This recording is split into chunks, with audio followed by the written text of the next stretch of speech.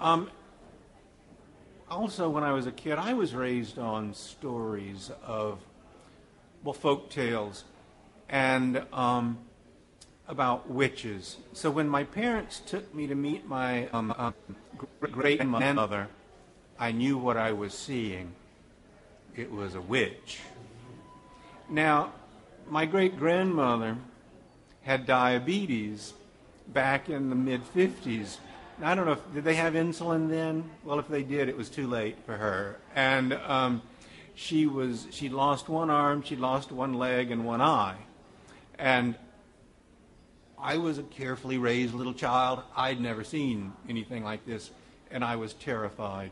Now, one does not feel good about this, thinking back at that, but on the other hand, you know, I was kind of excited to see a witch, too.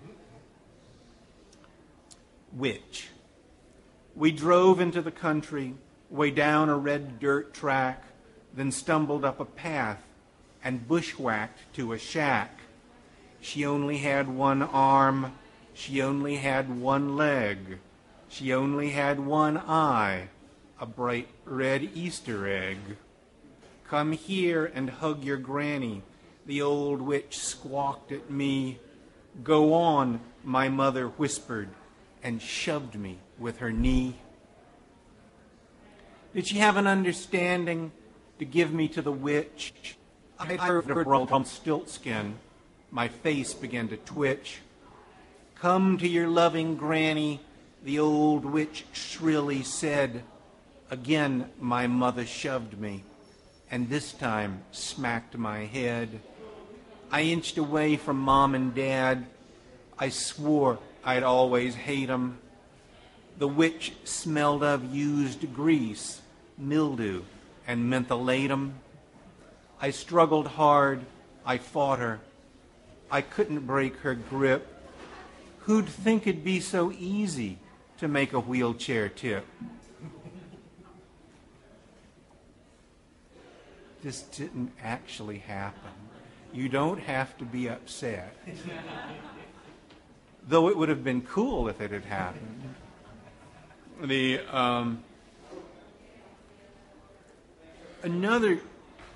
I've since found out that this game that my father played was a game that a lot of other parents played, which he played being dead. He would lie down on the bed and he wouldn't move.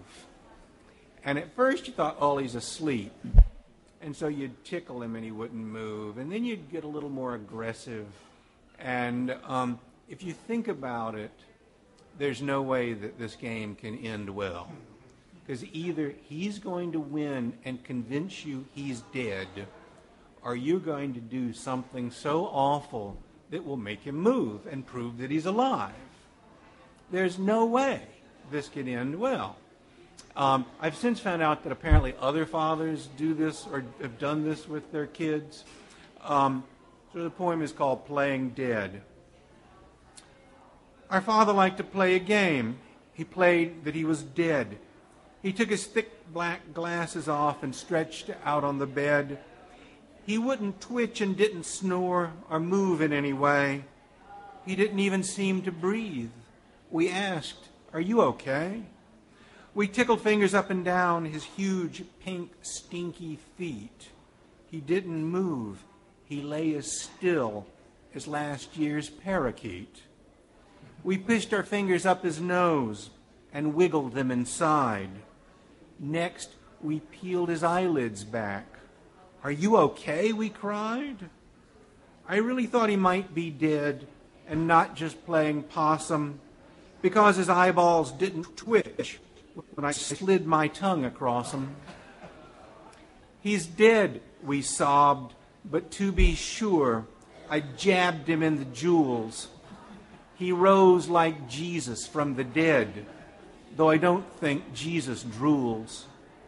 His right hand lashed both right and left. His left hand clutched his scrotum.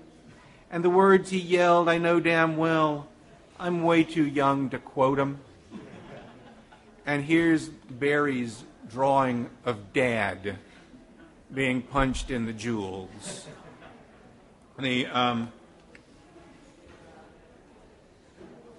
Now, I want to say it's only 8 months till Christmas.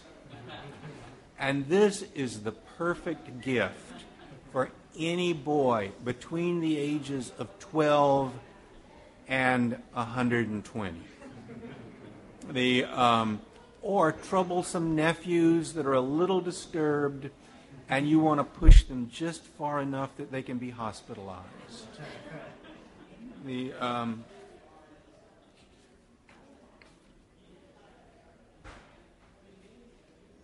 you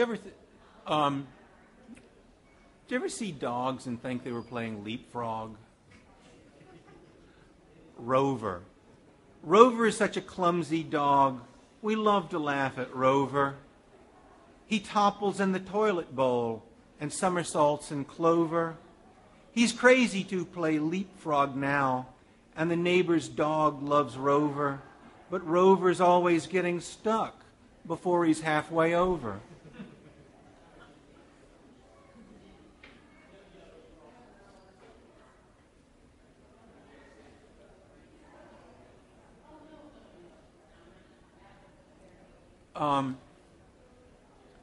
You ever see, well, you know, you're looking at the squirrels out on the power lines, and there's always poems about how graceful the squirrels are. Now, if you're a gardener, you hate squirrels.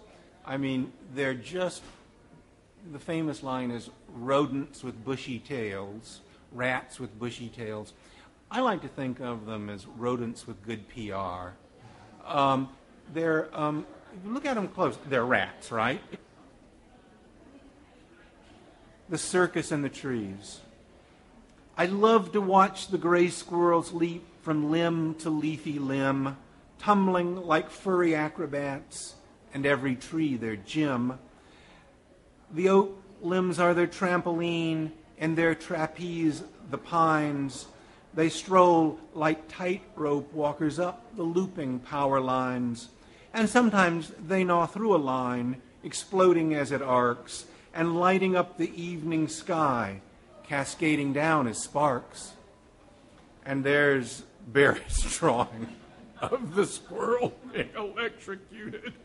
I think this is maybe the funniest drawing in the book.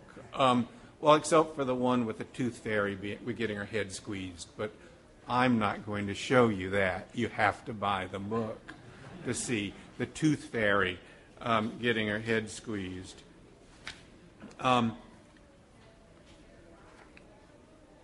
Why I Love Ruby. This is a poem for children of divorce. When Mom dated lawyers, they showed me their briefs, and the preacher she dated held secret beliefs. We knelt by the bed, and he asked the Almighty to forgive us our sins and send Mom a silk nightie. Now Mom's dating Ruby. What wonderful luck. We roar around town in her half-ton truck. We wash it together, polish the chrome, and she doesn't touch me when she drives me home. When a biker downtown called me a fairy, her face turned as red as Mom's Bloody Mary. She rolled up the sleeves of her plaid cut-off shirt, kneed the guy's balls, rubbed his face in the dirt. Not till he looked up did I see it was Dad. He called her a dyke and made it sound bad. Though the preacher once told me her sins defile her, I love her spiked boots and adore her Rottweiler. It's hard to come up with rhymes for Rottweiler.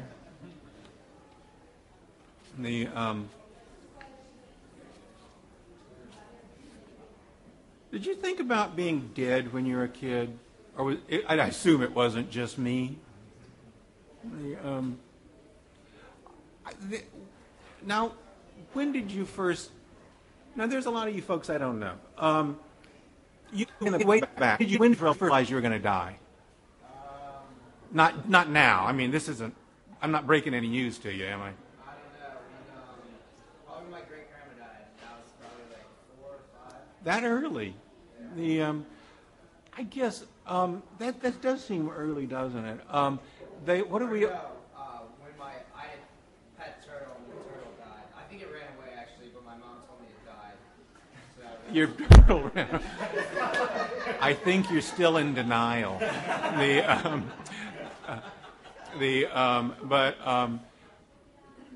I don't know if I guess I for some reason I guess I always knew this. Now, of course, if you raise Southern Baptist, there's a man that stands in front of you and reminds you once a week for about an hour that you're going to die. So it's a little hard to miss the news. This is a poem called "I Think of Being in the Grave." I think of being in the grave. I think of my tight coffin. I think of living underground and feeling my skin soften. My guts will swell until they pop. My black eye holes will stare. The white bones hidden by my skin will dry and crack in air. When I am done imagining, I pray a long, long prayer, so God will know I am happy here, at least compared to there. There's nothing like death to make you kind of happy about where you are. Which reminds me, I didn't do a suicide poem. I wonder if I should. No, that's probably pushing it a little too hard. I'm going to go ahead and finish. I will show you Minnie the guinea pig. Minnie's worried because her owner, Fat Johnny, is on a diet. I'll just point that out. When I'm going to read the poem, is this the last? If it's not the last, yes, the last poem in the book. It faces that uncomfortable family situation that I'm sure you've all had when your bedridden grandpa asked you to kill him. Okay, it never happened to me, but I'm assuming that it's happened to someone sometime. And this one has a singing refrain. When Granddad says, "Please kill me," he can't go about his mouth, and since the stroke he drools and sings those dirty army songs about the family jewels. He tells you of his sores and tries to make you look. I don't know, I amused myself with that one. Did you have, I did have a grandparents who would like to show you their scars, their operation scars. So do you remember there's that videotape of Lyndon Johnson with his appendix pulling up his shirt and showing this appendix scar?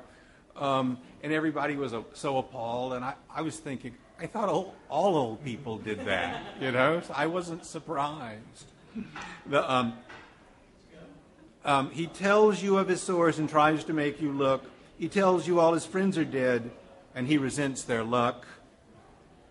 When Granddad says, "Please kill me," you mustn't help him die, no matter how he begs and pleads and tries to tell you why. No matter he's incontinent, and when he pees, he bleeds. Just look him in the bleary eye, deny him what he needs. You can lay a knife beside him and tell him what it's for, but you cannot hold it to his throat and then complete the chore. You can prop pills on his pillow, fetch water by the quart, but you cannot help him swallow them, though he's on life support. Court and life support pleased me, I'll admit. When Granddad says, "Please kill me," you mustn't help him die, no matter how he begs and pleads and tries to tell you why. No matter he's incontinent, and when he pees, he bleeds. Just look him in the bleary eye, deny him what he needs. You can hand Granddad the gun when you're a little bigger. You can even click the safety off, but you mustn't pull the trigger. But if you find a plastic bag pulled down across his nose, feel free to shut the bedroom door and leave on tippy toes. When Granddad says, "Please kill me," you mustn't help him die, no matter how he begs and pleads and tries to tell you why. No matter he's incontinent, and when he pees, he bleeds. Now, Jason's joining me here. Just look him in the bleary eye, deny him what he needs. And then for the last verse, yes, when Granddad says, "Please kill me," you mustn't help him die, no matter how he begs and pleads and tries to tell you why. Thank you. I hope I haven't appalled you, but have entertained you. Thank you. And I brought my cool children's books. I've got Strumple Peter. I didn't even read the German Shock-Headed Peter, and these other books that you can look at. The 12 Terrors of Christmas by Gorey, John Updike and Edward Gorey. The Roald Dahl's Revolting Rhymes, and anyway, and the Big Gory, which we didn't even talk about, from the Gashley Crumb Tinies. So, if you want to look at any of these, I brought them.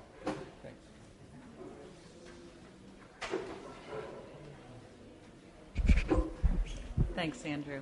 I don't think we're appalled. I think we're having a good rainy day. Thanks to you. Thanks to your reading too, Aaron. That was really wonderful. Thanks to you all for coming out. It's good to see some people in the crowd, and you're invited back. We're here every Thursday from 3 to 4. Thanks again.